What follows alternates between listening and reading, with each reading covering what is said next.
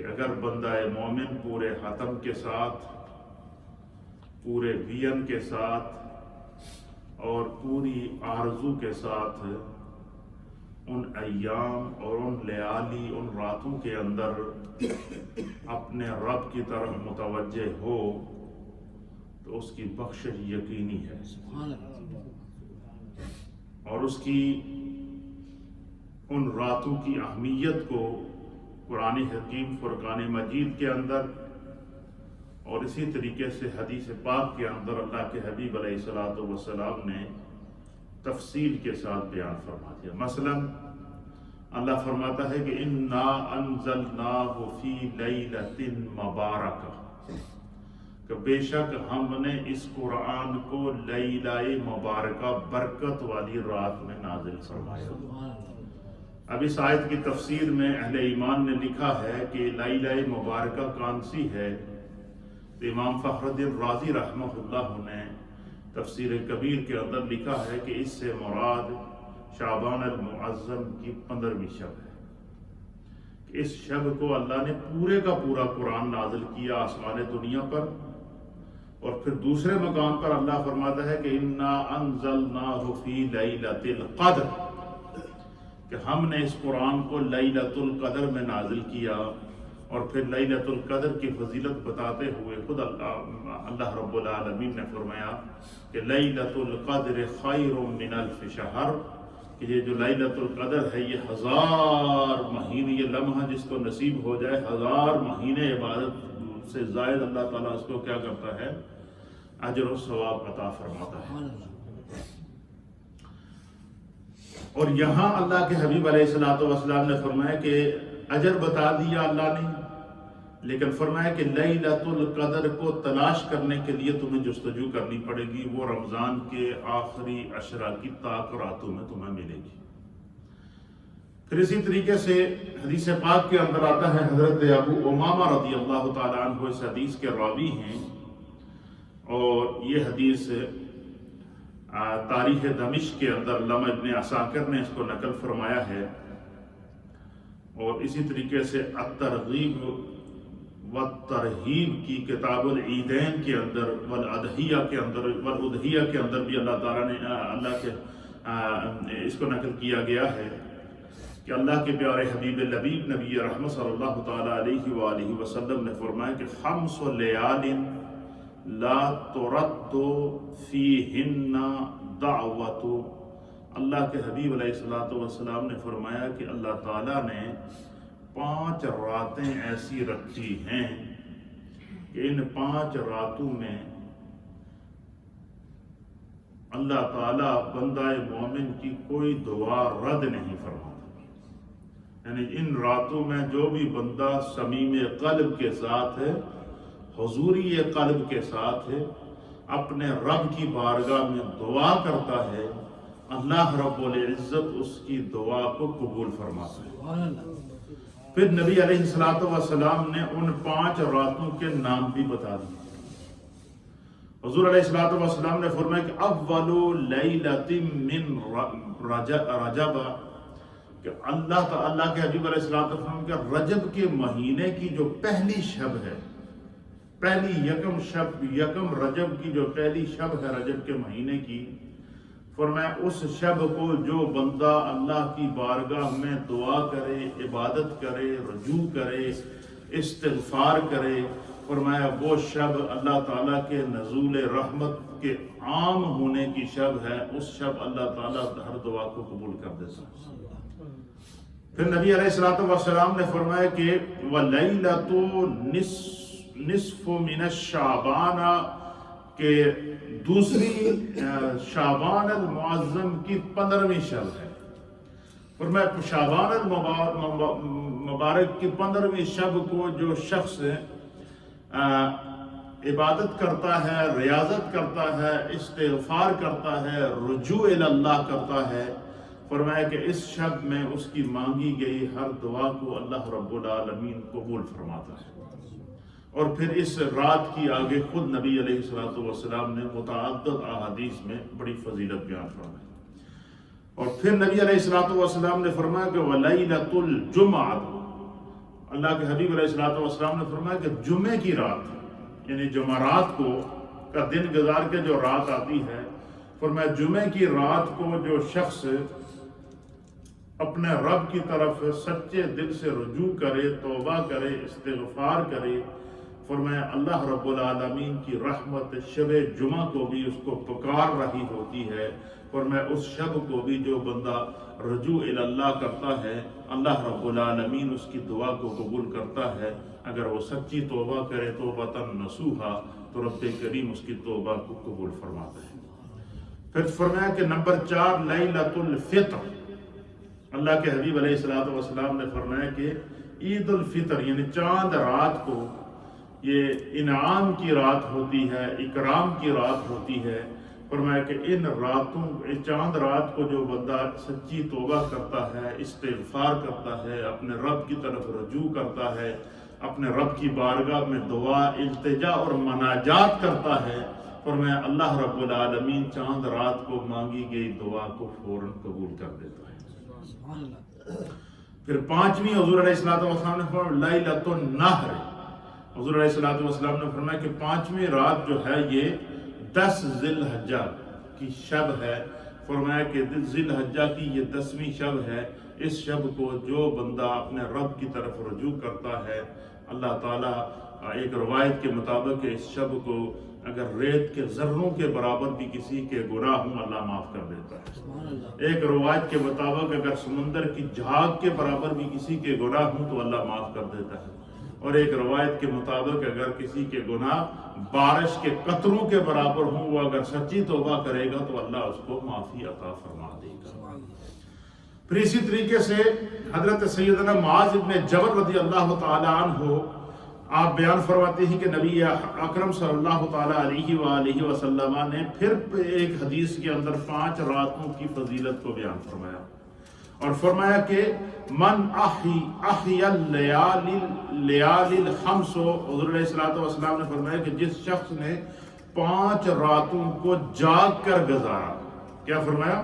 کہ جس شخص نے 5 راتوں کو جاگ کر عبادت کی وہ کیا ہوگا، وجبت لہ الجنۃ، اللہ تعالیٰ اس پر جنت واجب کر دیتا ہے۔ فرمایا کہ جو شخص 5 راتوں کو شب بیداری کرے، جاگ کر اپنے رب کی عبادت کرے، قرآن کی تلاوت کرے، استغفار کرے، توبہ کرے، اپنے رب کی طرف رجوع کرے، تو فرمایا کہ کیا ہوتا ہے، وجبت لہ الجنۃ، اللہ رب العالمین اس پر جنت کو واجب کر دیتا ہے۔ پھر نبی علیہ السلام نے ان 5 راتوں کا خصوصیت کے ساتھ ذکر فرمایا۔ فرمایا کہ ان میں سے پہلی رات کیا ہے، فرمایا لیلۃ الترویہ، کہ یوم ترویہ کی جو شب یوم عرفہ یعنی شب ترویہ یعنی 8ویں ذی الحجہ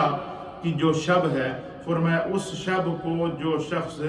رات کو جاگ کر اپنے رب کی طرف رجوع کرتا ہے، خدا اس کے گناہوں کو معاف کر کے اللہ اس پر جنت کو واجب کر دیتا ہے۔ اب یہ دیکھیں اللہ کتنا کریم ہے،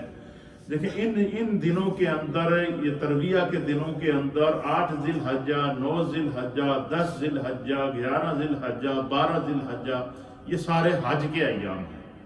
اور روئے زمین سے عرش سے روئے زمین سے، شرق سے، غرب سے، شمال سے، جنوب سے جو اللہ کے بندے حج کے لیے جاتے ہیں، اور جب وہ عرفہ کے میدان میں جمع ہوتے ہیں تو اللہ کے حبیب علیہ السلام نے فرمایا کہ اس دن اللہ تعالیٰ کے کرم اور رحمت کی مینا کی برسات کا یہ عالم ہوتا ہے کہ جب بندہ وہاں داخل ہوا تھا تو گناہوں سے اٹا ہوا تھا، اس کا دامن گناہوں سے آلودہ تھا، لیکن جب وہ حج کا رکن اعظم کر کے میدان عرفات سے باہر نکلا تو فرمایا کہ اگر اس نے سچے دل سے حج کے سارے مناسک ادا کیے، اور پھر فرمایا کیا ہوگا، اللہ کے حبیب علیہ السلام نے فرمایا کہ رجع،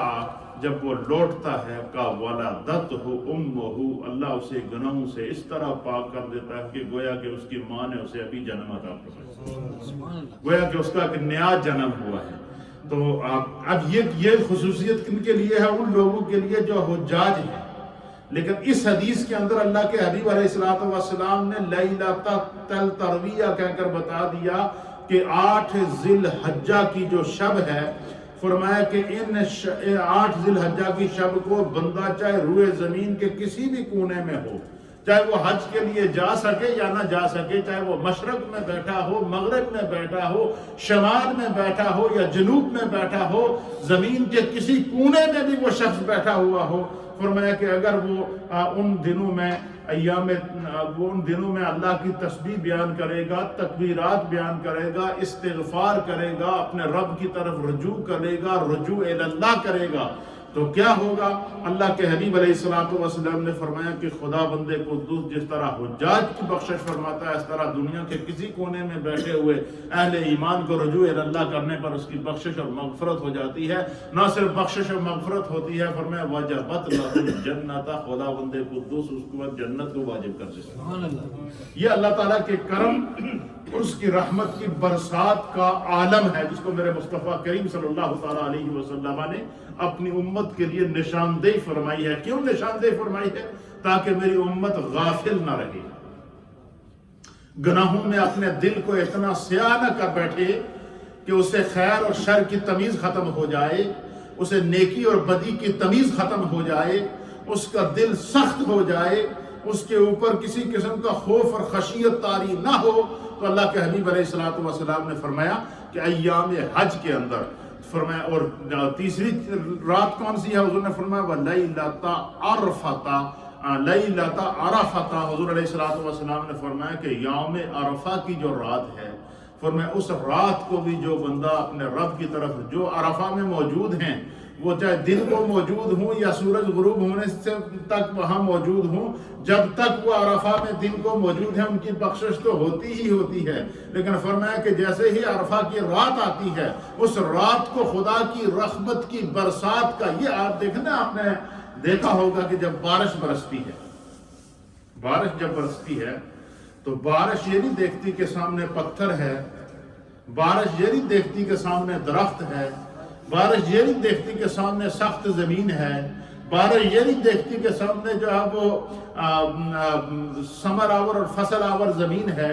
بارش بلا امتیاز برستی ہے، وہی بارش پتھر پر بھی برستی ہے، وہی بارش درخت پر بھی برستی ہے، وہی بارش کھیتیوں پر بھی برستی ہے، وہی بارش زمین پر بھی برستی ہے۔ اب دیکھیں وہ بارش جب کھیتیوں پر برستی ہے تو وہ کیا لہلاتی ہوئی فصلیں پیدا کرتی ہے، سبحان اللہ۔ وہی بارش جب پھلوں پر، پھلدار درخت پر برستی ہے تو وہ درخت جو ہے وہ خوبصورت اور میٹھے پھل عطا جو ہے وہ اس کے ساتھ پھل لگتے ہیں۔ وہی بارش جب جو ہے وہ سبزہ خشک زمین پر پڑتی ہے تو وہ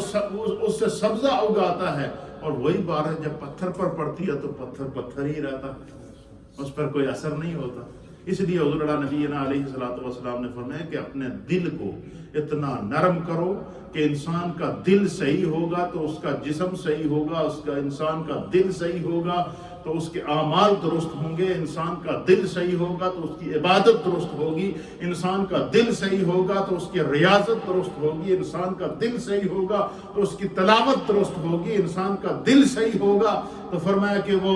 اسے اللہ تعالیٰ جب اپنے انعامات اور اکرامات سے نوازتا ہے۔ اسی لیے اللہ کے حبیب علیہ السلام نے ایک روایت کے اندر ارشاد فرمایا کہ جب بندہ گناہ کرتا ہے، آدھی یہ گناہ ہو جاتا ہے تو اس کے دل پر گناہ کا ایک دبا، سیاہ دبا پڑ جاتا ہے، جس طرح کے سفید کپڑے انسان نے پہنے ہوئے ہوں اور ان سفید کپڑوں پر اگر کوئی کالا دبا لگ جائے تو وہ دبا دور سے نظر آتا ہے۔ اس طرح حضور نبی علیہ السلام نے فرمایا کہ جب انسان گناہ کرتا ہے تو اس کے دل پر ایک دبا لگ جاتا ہے، اور اگر وہ گناہ سے توبہ کرے، سچی توبہ کرے، وَتُوبُوا إِلَى اللَّهِ تَوْبَةً نَصُوحًا فرمائے، تو فرمایا وہ توبۃ نصوحہ کیا ہے کہ وہ یہ عہد کرے کہ یا اللہ یہ گناہ مجھ سے بے خیالی میں یا جان بوجھ کر سرزد ہو گیا ہے، میں اس گناہ سے سچی توبہ کرتا ہوں اور آئندہ دوبارہ یہ گناہ نہ کرنے کا ارادہ کرتا ہوں۔ فرمایا جس طرح کپڑے کو واشنگ مشین میں ڈالو تو وہ واپس اجلا ہوا دھو کر صاف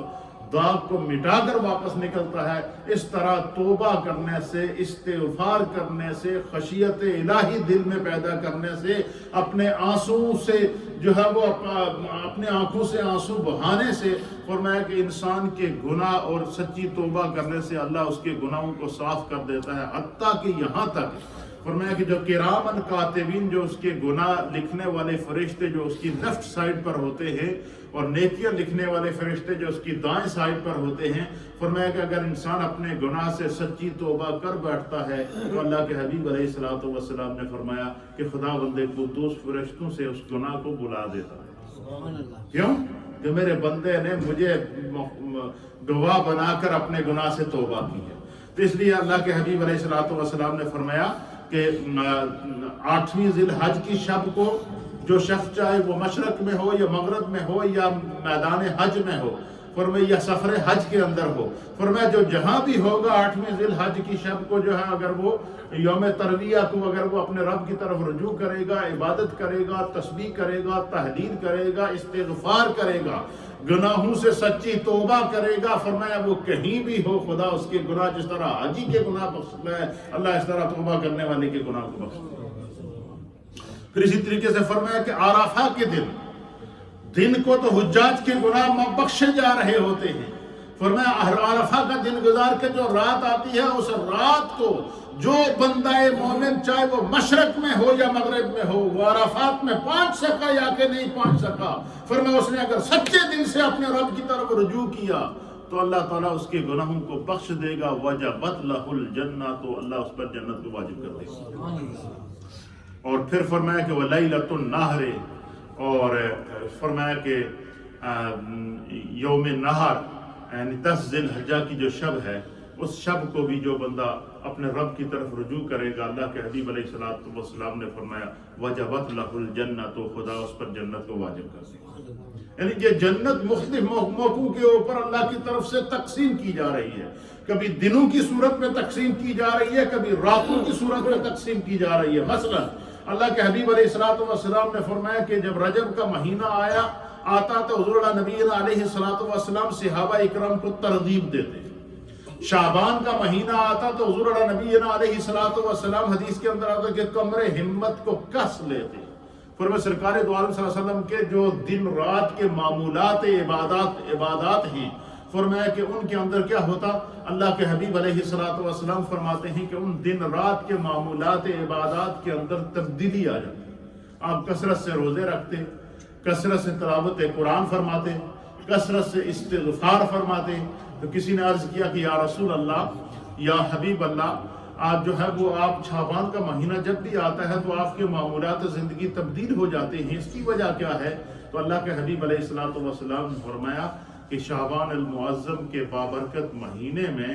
اللہ کی بارگاہ میں انسانوں کے اعمال کا رجسٹر پیش کیا جاتا ہے، انسان کی زندگی کا فیصلہ ہوتا ہے کہ اسے آئندہ سال نصیب ہوگا یا کہ نہیں نصیب ہوگا، اس نے اس سال میں کتنا رزق کھانا ہے اس کا فیصلہ ہوگا، اس کو کتنی زندگی دی جائے گی اس کا فیصلہ ہوگا، کتنے انسانوں نے اس دنیا کے اندر اس سال میں آنا ہے ان کے ناموں کا اعلان کر دیا جائے گا، اور کتنے انسانوں نے اس دنیا کو چھوڑ کر جو ہے وہ عازم سفر آخرت ہو جانا ہے، ان کا اعلان بھی کر دیا جائے گا۔ پھر اللہ کے حبیب علیہ الصلوۃ والسلام نے فرمایا کہ میں مصطفیٰ یہ چاہتا ہوں،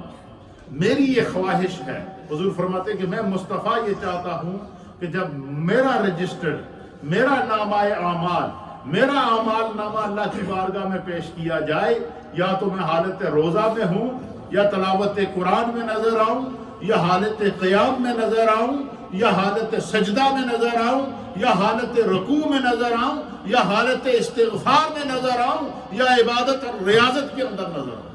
اب آپ اندازہ لگائیں کہ وہ ہمارے پیارے آقا جن کی مغفرت عامہ کا خود خدا نے اعلان فرمایا،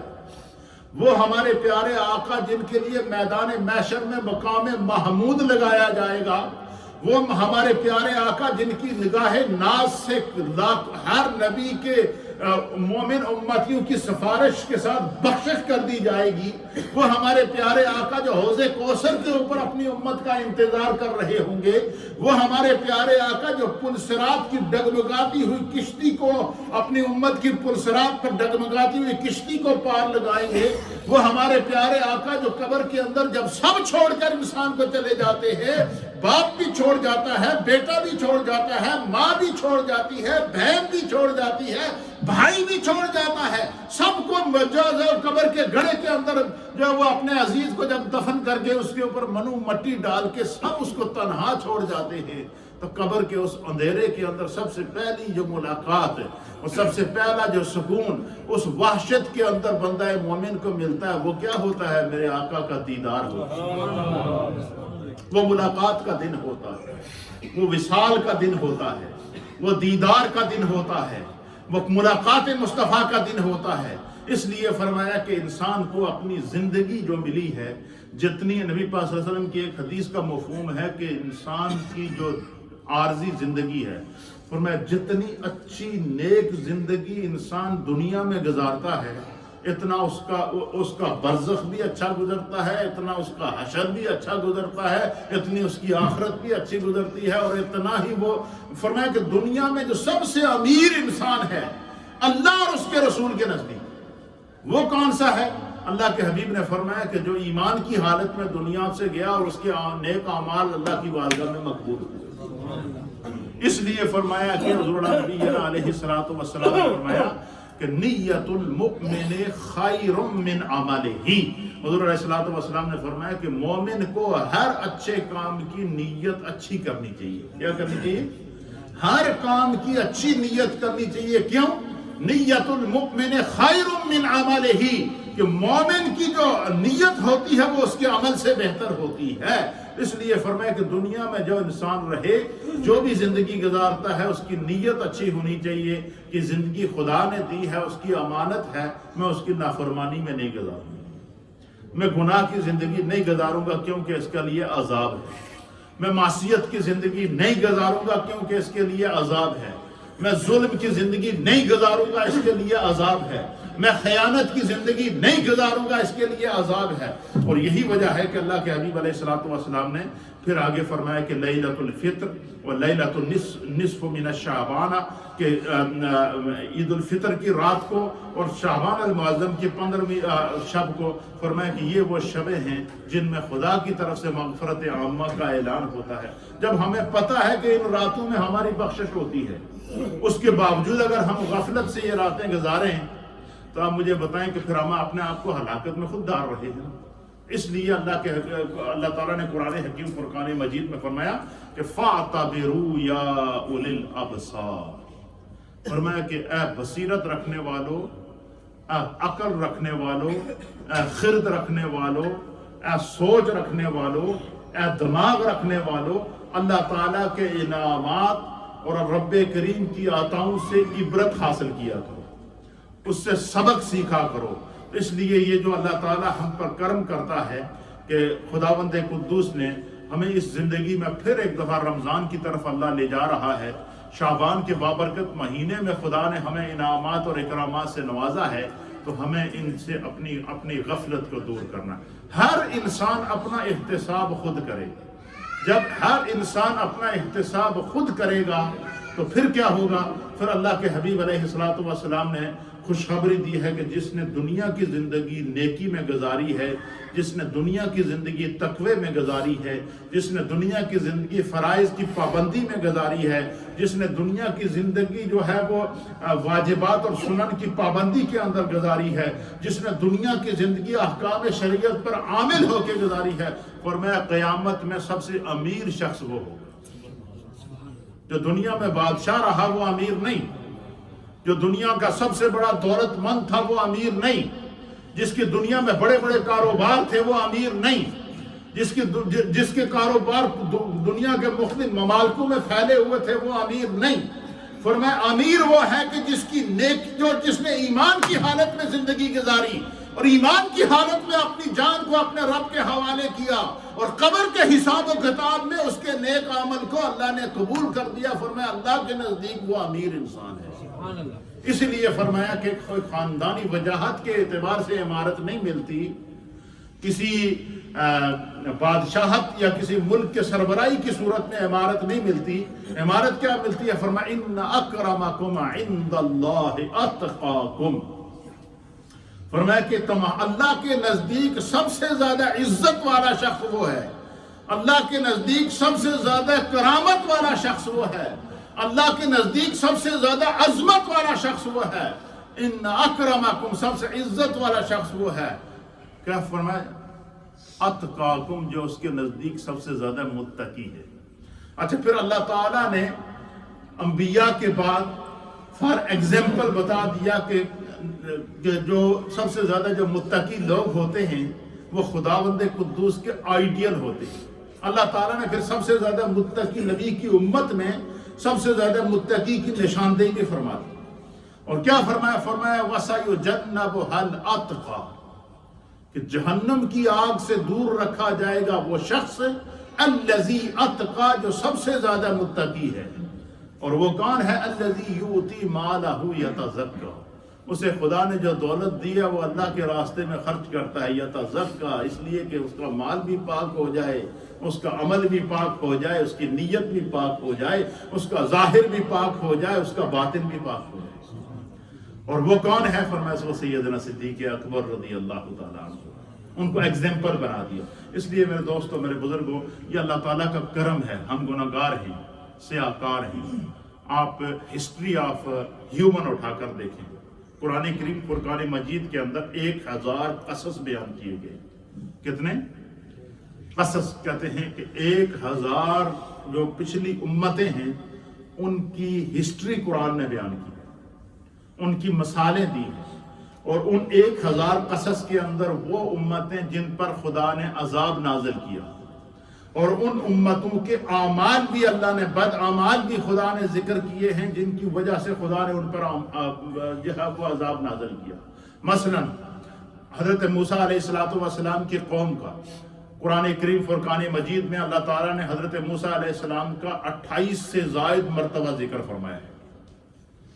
اور موسیٰ علیہ السلام کی قوم نے جو نافرمانیاں کی ہیں ان کا ذکر فرمایا ہے۔ پھر فرعون کے مقابلے میں موسیٰ علیہ السلام کا کلمہ حق بیان کرنا، اس قصے کو قرآن بیان فرماتا ہے۔ پھر سمندر کے اندر فرعون اور فرعون کی فوج کے غرق ہونے کا منظر قرآن بیان فرماتا ہے، اور اسی سمندر کا موسیٰ علیہ السلام کو راستہ دینے کا منظر قرآن بیان فرماتا ہے۔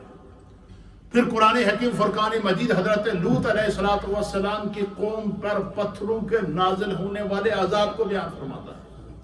اسی طریقے سے قرآن حکیم فرقان مجید قوم ہود کے اوپر نازل ہونے والی گرم اور آندھیوں کی صورت میں نازل ہونے والے عذاب کا ذکر کرتا ہے، قوم عاد پر نازل ہونے والے عذاب کا ذکر قرآن کرتا ہے، اور ان کو جن صورتوں میں عذاب دیے گئے ان کو اللہ نے ان کی نشاندہی فرمائی ہے۔ اور پھر رب کریم نے اسی قرآن میں فرمایا کہ اے محبوب، بے شک آپ کی امت کے اعمال جیسے ہی کیوں نہ ہوں، میں جس طرح سابقہ امتوں پر عذاب نازل کرتا تھا اس طرح ان پر عذاب اس لیے نازل نہیں کرتا ہوں، وَأَنْتَ فِيهِمْ، اس لیے کہ آپ کا وجود اس زمین کو ٹچ کر رہا ہے۔ آپ کے وجود، یہ جو خطہ زمین ہے، یہ آپ کے وجود کے بوسے لے رہا ہے۔ مدینہ طیبہ کی جو سرزمین اور روضہ رسول کا جو مقدس سرزمین ہے وہ آپ کے جسم کے بوسے لے رہی ہے۔ فرمایا جب تک آپ زمین پر موجود ہیں ان سے ظاہری عذاب کو میں اٹھا رہا ہوں۔ اس لیے اللہ کے حبیب علیہ السلام نے مختلف مقامات کی نشاندہی فرما دی کہ جب لیلۃ القدر آئے تو غافل نہ ہونا، جب لیلۃ البرات آئے تو غافل نہ ہونا، جب شعبان کا مہینہ آئے تو غافل نہ ہونا، جب رجب کا مہینہ آئے تو غافل نہ ہونا، جب رمضان کا مہینہ آئے تو اس میں تمہارے لیے عشرۂ مغفرت بھی ہے، اس میں تمہارے لیے عشرۂ رحمت بھی ہے، اس میں تمہارے لیے عشرۂ جہنم سے آزادی بھی ہے، اس میں تمہارے ایک فرض کا ثواب 70 فرائض کے برابر کر دیا جائے گا، اس میں تمہارا نفل فرض کے برابر کر دیا جائے گا، تمہاری عام نیکی کو ڈبل کر کے پیش کیا جائے گا۔ فرمایا ان دنوں میں غافل نہ ہونا، اپنے رب کی طرف سچے رجوع کر لینا، اور جب تم رجوع کر لو گے تو وجبت لہ الجنت، خدا تم پر جنت کو واجب کر دے گا۔ اس لیے یہ اللہ ہمیں موقع عطا فرماتا۔ اسی طریقے سے قرآن حکیم فرقان مجید میں اللہ تعالیٰ نے سورہ فجر کے اندر ارشاد فرمایا کہ والفجر ولیال عشر۔ اب یہ تو مختلف 5 راتیں تھی جو میرے مصطفیٰ نے حدیث کے اندر بیان فرما دی، اب یہ 10 راتیں وہ ہیں جن کو میرا رب قرآن میں بیان فرما رہا ہے، اور فرمایا فجر کی قسم اور 10 راتوں کی قسم۔ اور وہ 10 راتیں کون سی ہیں؟ فرمایا وہ ذی الحج کی راتیں۔